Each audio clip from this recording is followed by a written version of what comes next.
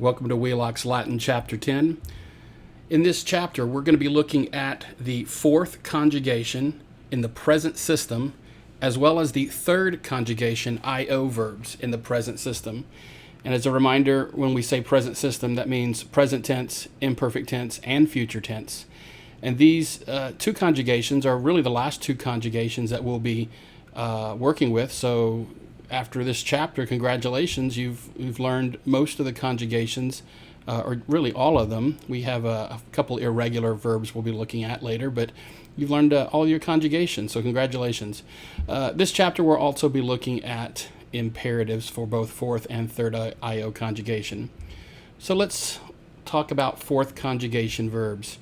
And of course, before we do that, we always like to review what we've looked at before.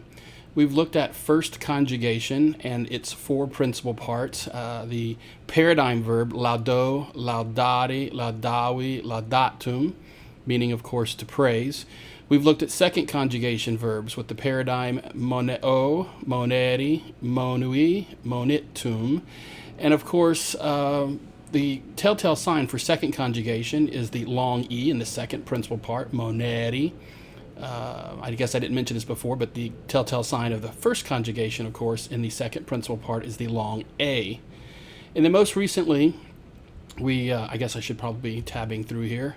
Most recently, back in chapter 8, I believe, we learned our third conjugation verbs. The paradigm was ago, ageri, egi, actum. And this word means to do or drive or make. It has multiple definitions that can be valid depending on the context. But notice the telltale sign in the infinitive, second principal part, is a short E. There's no macron over that E, ageti. All right, so this brings us to this chapter. We're going to be looking at audio, audiri, audiwi, auditum. And you can probably figure out by looking at it, this means to hear or to listen. And this is a fourth conjugation verb. The telltale sign here in the second principal part is the infinitive audiri, and it's the long I, the I with the macron. So when you see a verb with an infinitive that has a long I, you know it's a fourth conjugation verb. And we're also going to be looking at third IO conjugation. And the paradigm here is kapao, kaperi, kepi, kaptum. And you may be able to deduce from looking at it that this means to capture, to seize. Now, what makes this verb a little bit different is it's a third conjugation verb, but it has some similarities in its formatting, as we will look here in just a few minutes, with the fourth conjugation.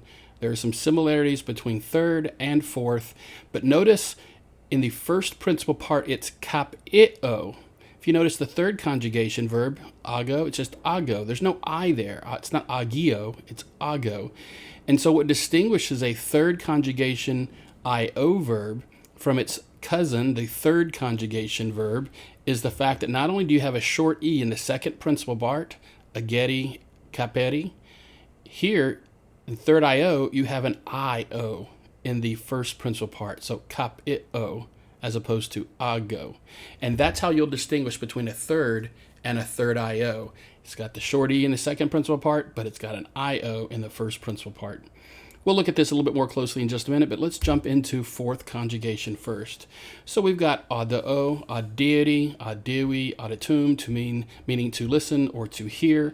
And you're going to get the stem the way you've done it for every other verb. You're going to take the second principal part, audiri, which of course is the infinitive, and we're going to drop the RE infinitive ending, and that's going to give us our stem, audi. Now, when we conjugate it, we're going to add this stem to our present tense endings, which we have already learned, ost, mustis, nt. Those endings will simply attach themselves to the audi stem, and that leaves us audio, audis, audit, audimus, auditus, audiunt. And you will notice here that the macron, the long mark, stays in those places that they should stay and cannot be where it's excluded based on the rules for accenting. We've talked about them before. I won't remind us of them here. If you need help with that, go back and look at it, or ask me at class and we'll go over it again. But you have audis with the second person singular has the long mark, and then in audimus and auditus, the first and second person plural also has the long mark, but not in the other forms. The other thing I want you to notice here is that in the third person plural, it's audiunt. Now we actually saw this in the third conjugation verb. Remember ago? And when we conjugated it, it was ago, agis, agit, agimus, agitus, agunt. So in the third person plural for third conjugation, we had a U. Well, here in fourth conjugation, we're going to have an IU, because that's the telltale sign of the fourth conjugation is an I, and it stays all the way through. But we're going to have an IU for third plural. So we have audiunt for third plural. So that's important to keep in mind. Anytime you see a U in the ending for a verb, like UNT, you know that it is a present tense, third person, plural verb. If it's got the IU, then you know it's a fourth conjugation or a third IO, which we'll look at here in just a minute.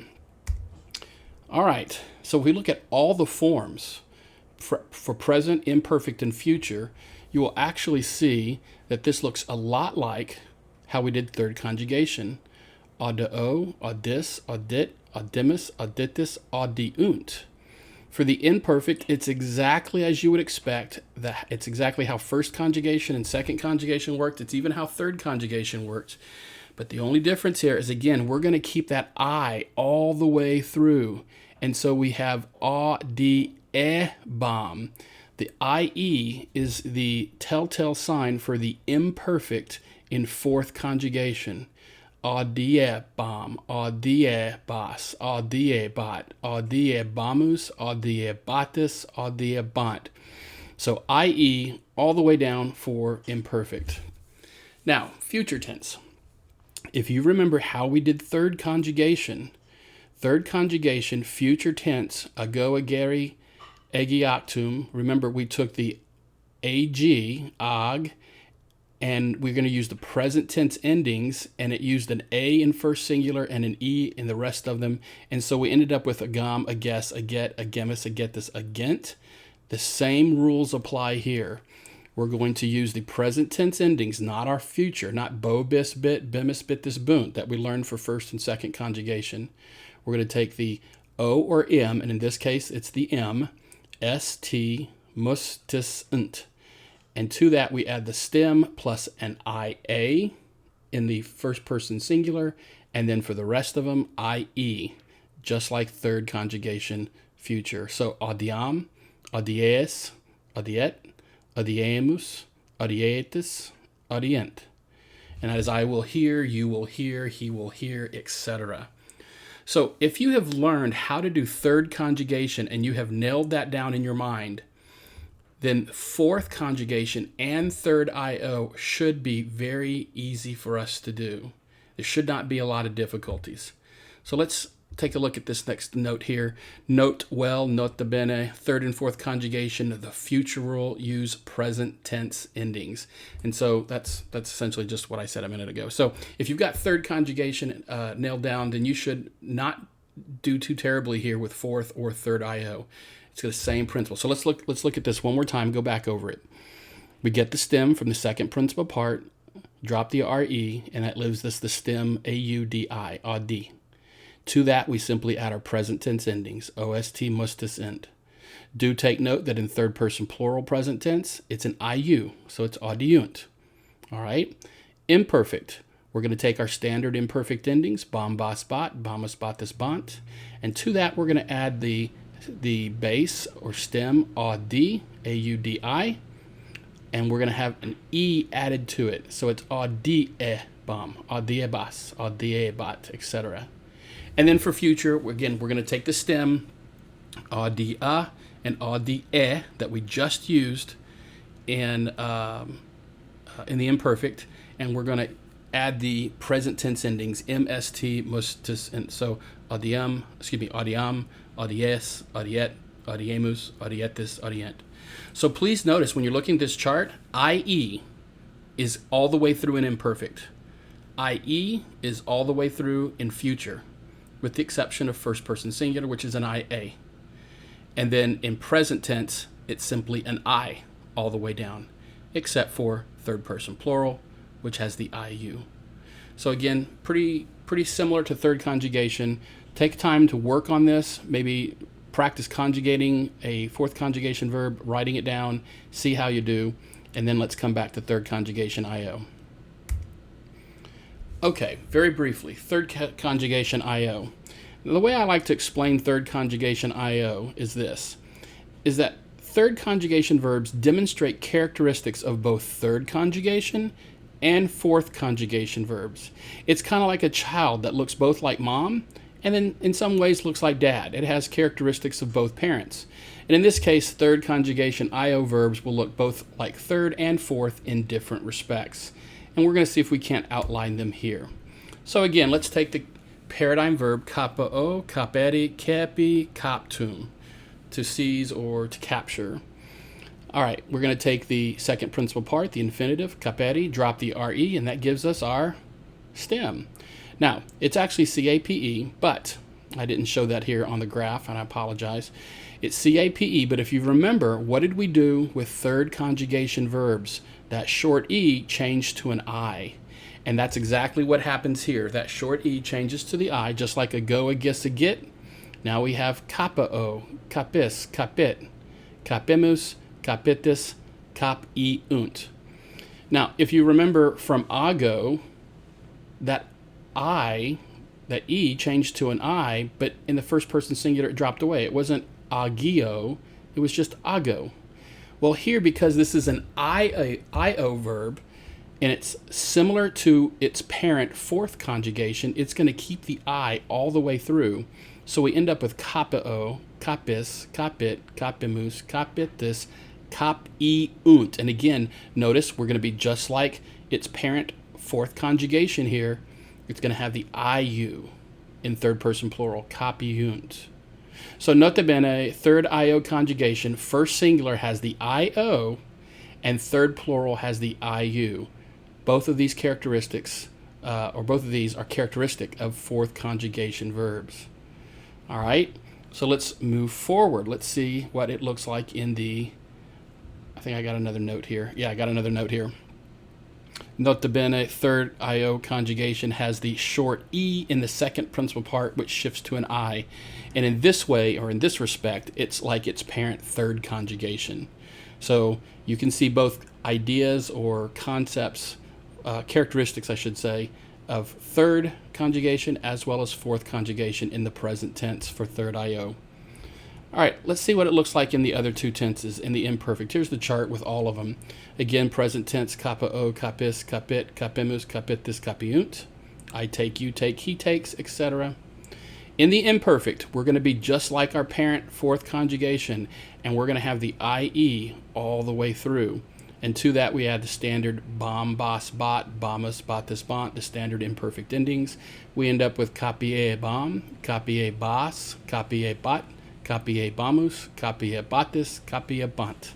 I was taking, you were taking, he, she, or it was taking, etc. So that's pretty standard. It doesn't deviate from our pattern. We just need to make sure it looks like mama here, looks like fourth conjugation has an IE all the way through. And then finally, we're going to look like fourth conjugation again in the future tense. We're going to take the kop stem, copy stem, and we're going to have the A vowel in the first person singular, but an E vowel in the rest of them. And to that we add our present tense endings, mst, mustis, int, giving us capiam, capies, capiet, capiemus, capietis, capient.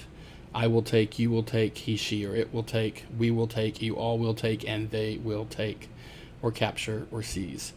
So that's how we do the third conjugation IO. Here's a little nota bene. Third and fourth conjugation future rule, use present tense. So it's the same rule here for all third, all fourth, and all third IO verbs. Use present tense in the future. That's our little future rule here, okay? Now, I would take some time to practice this. And when you come back, we're going to look at imperatives very briefly. All right, imperatives. Let's take a look at this here, our chart with all of our paradigm verbs. And of course, the infinitive is the second principal part. Laudare, monere, agere, audere, capere. There's the infinitives. So that's pretty standard right there. To praise, to warn, to do or make, to hear, to listen, to take. All right. Now, just drop that RE to make the imperatives. So let's drop the RE, and that leaves the stem lauda, praise, mone, warn, age, lead, which we've already looked at these in the previous chapters. And for the plural, we add the te to that stem, laudate, monete, agite. Now, third conjugation, plural, was a little different here, where that e, age, changes to the I. Okay, that's that weird thing about third conjugation. So it gave us agite, and that means lead a command for more than one person. All right, so let's look at see how we're going to do fourth and third IO in the imperative. In the singular, the rule is exactly the same. Okay, audi, just drop the RE, and we got audi, that means here, and cape, we drop the RE from capere, that means take. Now the differences here are in the plural. Audi, again, we just add the te, it means a command for more than one, so it's exactly as you'd expect. But look at the cape here. If we want to make it plural, again, this is like it's papa here, third conjugation, that e in cape is going to shift to an I, and then we add the te. So capite, and that's a command for more than one person to take. Take. All right. So here's a couple of nota bene here. Nota bene, third IO conjugation, the short E shifts to an I in the imperative, plural, which is just like its parent, third conjugation. So this is how we do third and fourth conjugation, or I should say fourth and third IO conjugation verbs. I would take the time to practice, write these out, and then go ahead and work on our lesson. Don't forget to study the vocabulary and be ready for a quiz later this week. Have a great day.